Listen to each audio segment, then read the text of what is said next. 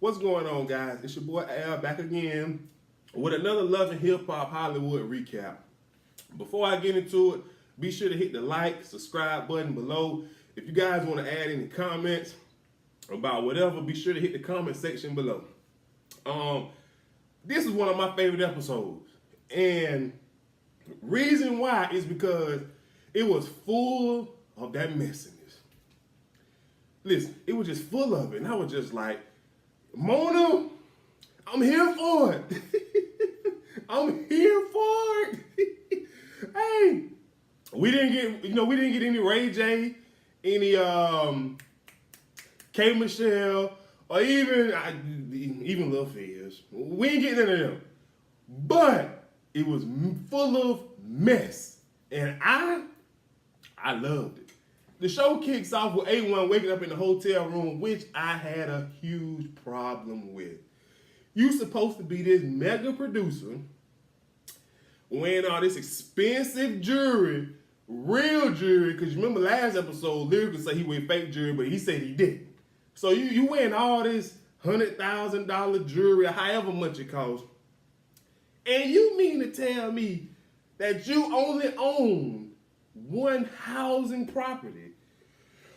You don't own another condo, another apartment. You just own one.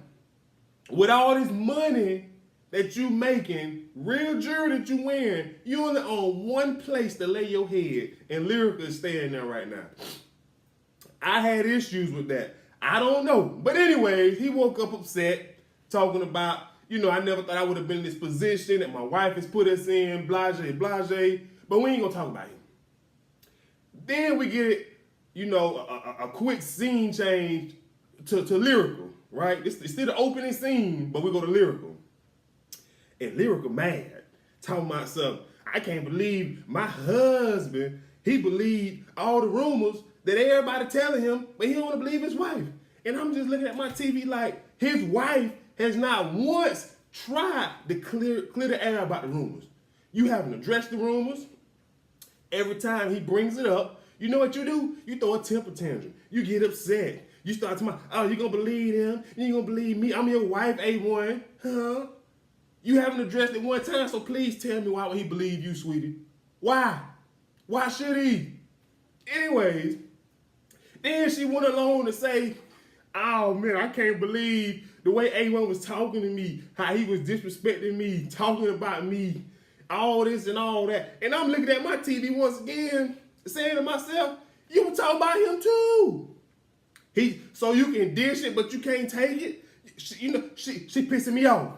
Already from the opening scene, she pissing me off. She doing her best to play the victim, and it ain't rolling with me. I'm sorry, it ain't rolling with me. She ain't no victim.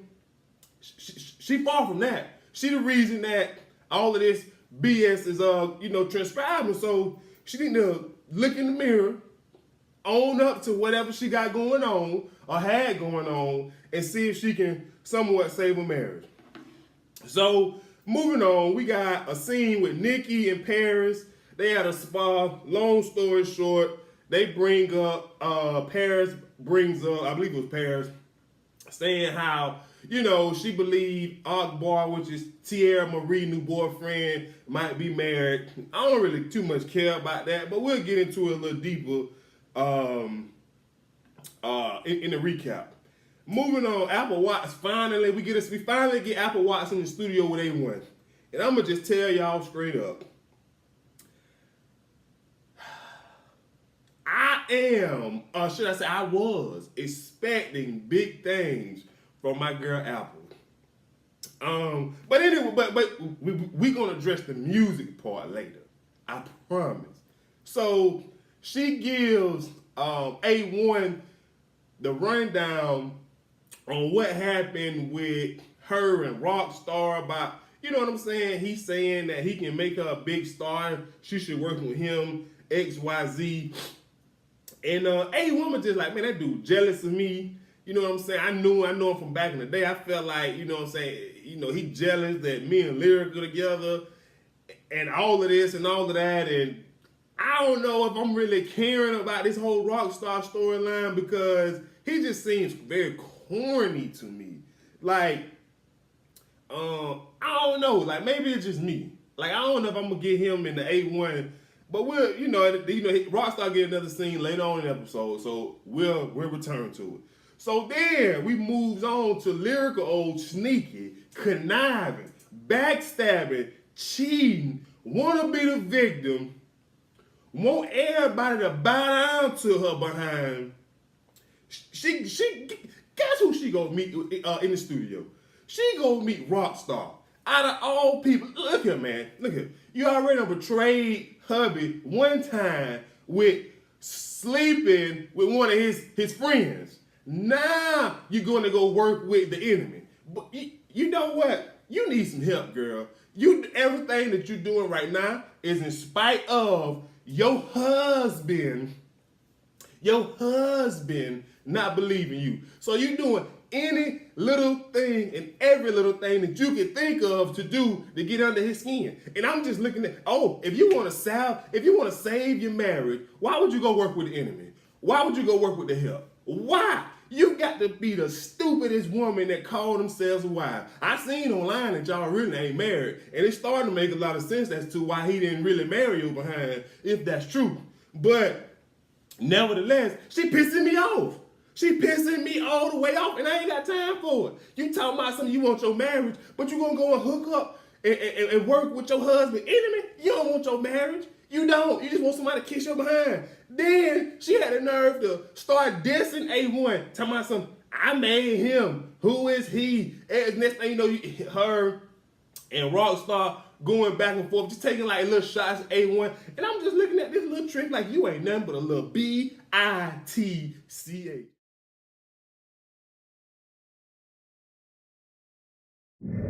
had to say it. I had to spell it. She pissed me off, man. Moving on. So we moving on to, oh man, that doggone Brooke Valentine. Look here. Woo! Boy, them crazy women keep us entertained. Entertainment is what I call it. Entertainment. That's what she do. She keep me entertained.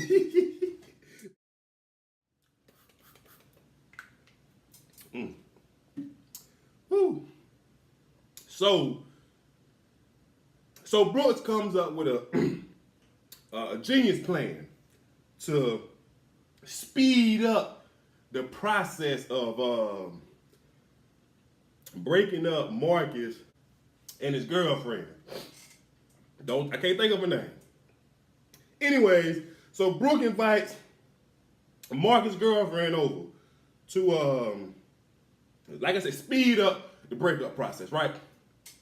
And old Brooke, woo, well, she all crazy, messy behind. I love it. I love it. Look, it's great TV. So I don't care how y'all feel about it. I love it. So she ended up telling the little girlfriend, Stassi or whoever she is, like, oh, you see the ring? We getting married. So you need to be gone. And I was just like, Lord have mercy, Brooke. I thought we done discussed this storyline like, y'all ain't getting married. It's only in your head. But anyways, so the little girlfriend came and told Brooke. She said, hold on now, let me check my notes. I got the little girlfriend told Brooke that she pregnant. And I'm just like, ooh, boy, Brooke about to snap. Brooke about to go off on little mama, right? I'm like, boy, Brooke about to go off. And she went off. She said, oh, that's good. That's good. I ain't want to have no babies anyways. You just going to be our surrogate. Hey, when she said that, I wish I could have listened. I need to get me the little TiVo or whatever it's called where I can hit pause on live TV and just start laughing. And I'm just like, what? I didn't expect that. I didn't. She said, I ain't want to have kids anyways. You could be our surrogate. And I'm just like, Lord, crazy ain't crazy like it used to be. Crazy is something different in 2018, man. And so she was like, that's going to be my stepchild. I'm going to be with you every step of the way. You can move in. I'm going to take you out. listen, we going to doctor's appointments together to check up on our baby. And I'm just looking like, Lord, like this some 1800 type of stuff. I don't know what you, I don't know. It just blew my mind. And so Brooke invites Marcus, right? So, he comes in, look here, man. I'm going to just skip to the point. I don't know what happened. I can't really remember, but somehow or another, he started approaching his little side, his girlfriend. His girlfriend, Stacy or whoever she is, telling her she out of line for even coming over there. They even talk to Brooke, like, you supposed to let me know, your move. And I'm looking at, bruh, Brooke over here sabotaging what you got going on. Just so she can, quote unquote, get you back. And you blaming your girlfriend? Well, it's obvious that he won't Brooke. It's obvious.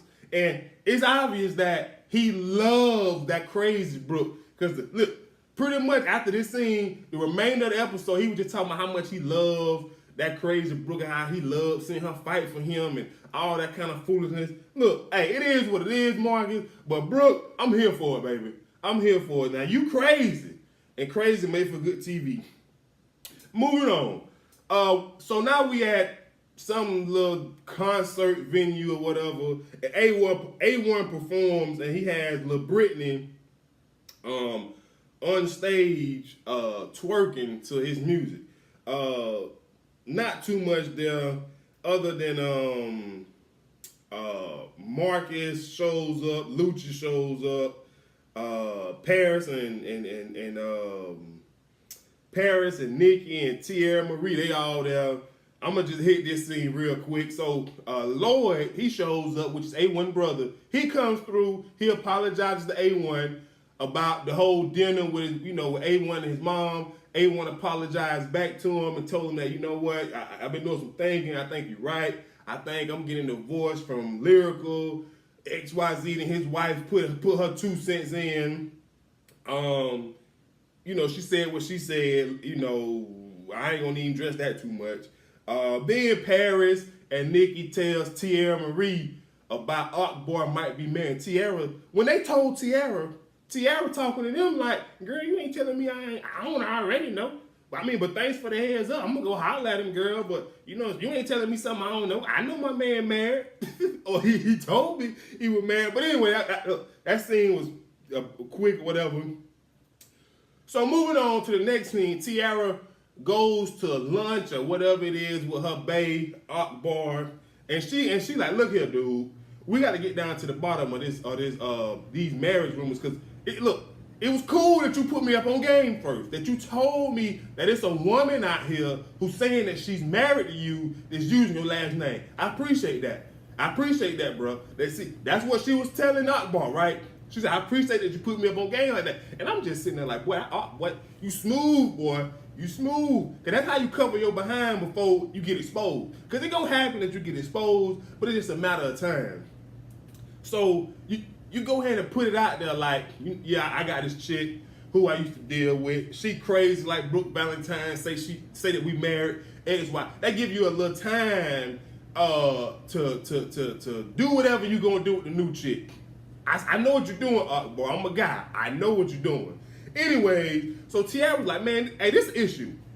This is like, look here. I appreciate you for putting me up on game, but when my friends coming back telling me about this chick being married, we got to do something, man. We got to do something, dude. And our boy like, man, don't believe that. She crazy, blah, blah, blah, blah. He ain't really saying too much because, even though he's slightly altered, who knows? He probably told Tiara straight up that I'm married. And Tiara just like, I want you. Because that's Tiara. If she wants you, she gonna do what she do to be with you. Just ask Ray about it. Y'all remember? Moving on. So Lyrical is back in the studio at Rockstar. Lord, look, we got too many scenes with Lyrical, man. Something need to happen with her. I don't know, something need to happen. But anyway, she back in the studio. She did a confessional scene, talking about something. I regret, you know what I'm saying, talking to Rock Bar about A1. I'm like, no, you don't. No, you don't. Only reason you regret it is because you probably feel like once A1 see this on TV, or however they see it, he gonna be even mad at your behind. You don't regret it. You did exactly what you want to do. Now, what you should regret is going to work with the enemy. Not once, but 2 times. That's what you did. So, anyways, moving on. This dude, Rockstar, whoever he is, Rockstar, he gonna show her footage of A1 performance and Britney on the stage dancing. Look here, man. Look here. I can't stress it enough. Lyrical is always from episode 1. She been pissing me off, just pissing me all the way off. This woman ain't even dancing on your hub. He performing, he doing his rapping thing. That's all he doing. And Brittany, all she doing is dancing to the music, and you find an issue with that. Like, what's wrong? You in the entertainment business. What's wrong with it? Him getting somebody on the stage to twerk to his music. You need to sit your behind down somewhere, Lyrical. Pissing me all off. She doing all that she can to be a victim, and I'm tired of it. I ain't here for it. I ain't got time for it. I don't know why I'm so passionate about Lyrical being a victim. I don't even care that much. Moving on. So, finally, we get to go to the clinic. We getting a blood test. Not a blood, well, could have been a blood test, but a pregnancy test for Marcus' girlfriend to see if she's really pregnant. And we all knew she wasn't pregnant. It was a storyline that they dragged on for about maybe 2 weeks, whatever. So she ain't pregnant. So they leaving, and that doggone Brooke Valentine, Miss Crazy herself, she pops up, y'all. She pops up, and she like, we pregnant. And old girl told her no, and she was like, oh, well, that's good. You can go on about your beat, you can go on about your life. You know what I'm saying? Go live your best life without us. And little chick getting mad. And Brooke giving little chick the game. She said, hey, look here. Break up with him before he break up with you. And I'm just, Brooke giving her the game. She giving her the game. So, little chick get mad, right? I don't know what she mad for, trying to fight Brooke. You need to be trying to fight this dude, Marcus. He the one who got you out here looking like a fool. He won't stand up for you. He won't defend you. And you sleeping with him. You the dummy. You the big dummy. Now, Brooke crazy, so when you crazy, you can't be the dummy. You just crazy. Moving on. Next, we get a quick scene with Lil Brittany, and she's doing a collab with Jay Will. They introducing a new character, Jay Will. Jay Will is he's a gay rapper, right? So that's all that scene pretty much about. Moving on, the next scene, Nikki and Paris arranged to sit down with Akbar's wife. And guess how she did it? She lied on Miss Nikki, talking about some, oh, Nikki, I told her you want to invest in her clothing line or whatever. And Nikki ain't pressed about this at all, but Nikki already know, like, I'm just here for the tea. So whatever lie you had to tell, I co-sign. So look, wifey shows up. Let me see if I got a name on my notes. Sade.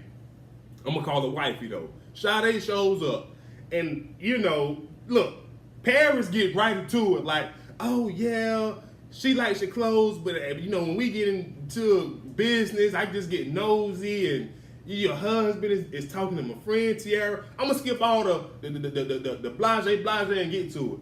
So Paris asked wifey, she said, did you know your husband sleeping with my friend? And you know what wifey said? She basically said the same thing to Tiara to me. I knew about her. What you telling me for? Hey, look here. They doing their thing, I'm doing my thing. Or better yet, she said, they doing their thing, and me and Akbar, we doing our thing. And Paris and Nikki looking around like, so y'all got an open marriage, and wifey like, they ain't none of your business. I don't even know you like that. They even be telling you my business. And so Paris took it as far as calling Akbar a womanizer. And I gotta, and look here, I'm with wifey on this one. And I'm gonna tell you why. I don't know how she feel like this man a womanizer. Because she even admitted it seemed like Tiara already knew about wifey. So my thing is this: if one man got two women, whether one married or not, whatever, and they clearly know about each other, and they ain't trying to push the issue for him to be in a monogamous relationship, just be with that, one of them or whatever the case may be. Now you can argue that Tiara is doing that. You can argue that, but I don't know that. I feel like she know this man married and she just want him. But that's her stilo, and I'm cool with it. That's her stilo, I'm cool with it. So that ain't no womanizer, Paris. Now, I like you, Paris, but don't you be accused of nobody being no womanizer if he got two women and they know about each other and they cool with it. Look here, if both of them playing their role, they happy, you need to stay out their business. I'm gonna just leave it at that. So finally, we moving on to the last scene, Donatella showcase. Apple Watch, man, I've been waiting on me some Apple Music, y'all. Some Apple Music. And guess what? Man, that thing was so trash. A1, we need to run you out the studio, run you out of Hollywood, because if that's the best that you can do, and you proud of it too. Hold on. I will say this. Performing live, it sounded horrible. The little snippet that they tried, at the commercial break, they give you the little snippet about who sang the song, where you can go download it from. It sounded better. But it was trash when I first heard it. It was pure garbage. And Apple is my girl. So A1, you got to come harder. Way harder. Because that was garbage. And even Rockstar, he was like, man, this garbage. It's the best that he can do. Apple but look, anyways, moving on. So Lyrical arrives. She links up with Moniz. And I got to say it again, A1 can't do nothing with no artists. I had to throw it out there because it's in my notes. And then we get Jay Will. He backstage, putting on makeup, doing what he do. And come to find out, he got an alter ego, alter personality, which is Candy. Candy is this rapper. He performs, the song that he had. And, basically, Jay Will is saying how he's hoping people can accept Candy being Jay Will, I believe is what he is trying to get. In my mind, I guess he loves Candy, but he wants to be more what's the word I'm looking for? Accepted as a gay male rapper, where he don't have to dress up, or maybe he want to do both. I don't really know. So then we get to the good stuff. And I love when we end on a messy note. I just do, even though I was disappointed. Lyrical, she go approach A1 over at the bar. A1 having a conversation with LaBrittany. LaBrittany over there shaking that thing, y'all. She wasn't shaking it on him, but she was dancing to her love music. And Lyrical gonna come over there. Lyrical. She coming at LaBrittany. Tell me something. What you doing on stage with my husband? I'm just doing my job. I'm performing. Long story short, them two get into a back and forth. A1 steps in.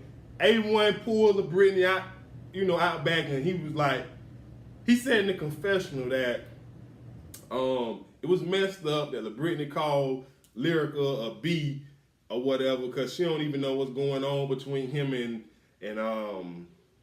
Lyrical. But what I'm saying? Just go now. The issue I had with it, address that on camera with LaBrittany. Let's not admit our flaws when we are in a confessional. If you're going to stick up for your wife, stick up for her regardless of what y'all going through. Just stick up for her. You know what I'm saying? If you love her, it is what it is. Like, nobody can really judge you because you love your wife. That's what you're supposed to do, through thick and thin. Honestly, that's what you're supposed to do.